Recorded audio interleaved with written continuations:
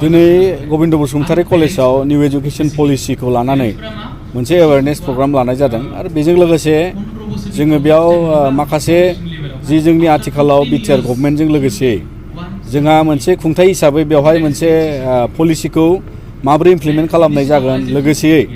जोङो माबायदि प्रिपेयार जानांगौ एवेयारनेस जानांगौ बिनि सोमोन्दैहाय बावहायबो सावरायनाय जादों आरो आथिखालाव बुंनो थाङोबा जोंनि जे बिटिआरनि जे एजुकेशन पलिसि ड्राफ्ट खालामनाय पलिसिजों बावहाय निउ एजुकेशन पलिसिखौ इमप्लिमेन्ट खालामनायाव मा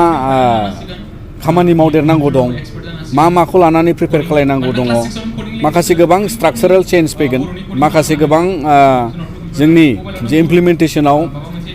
स्टेट बा बिटिआरनि बाहाय इनभल्भमेन्ट थागोन दा ओंखायनो बे बाथ्राफोरखौ लाजोबनानै दिनै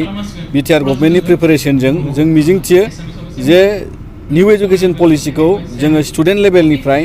एवेयारनेस लाखिनानै सोलोंथाइखौ जाहाथे गोदान गोदान गियान गोदान सोलोंथाइ लानो हानायनि थाखाय जि प्रिपेरेसन बे एवेयारनेस लेभेलखौ लानानै जोङो दिनै बेफोरबायदि सावरायनायाव खालामनाय जादों आरो बाहागो लानानै मोजां मोनदों आरो फैबाय थानाय समाव बिटिआर गभर्नमेन्ट बिटिआर ओनसोलाव जोंहा गोबां मावनांगौ दङ गोबां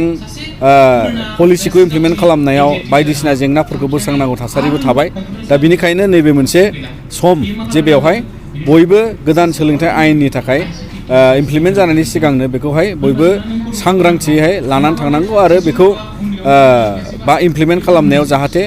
फरायसा फरायसुलि फोरोंगिरि बिमा बिफा बयबो बेखौहाय माने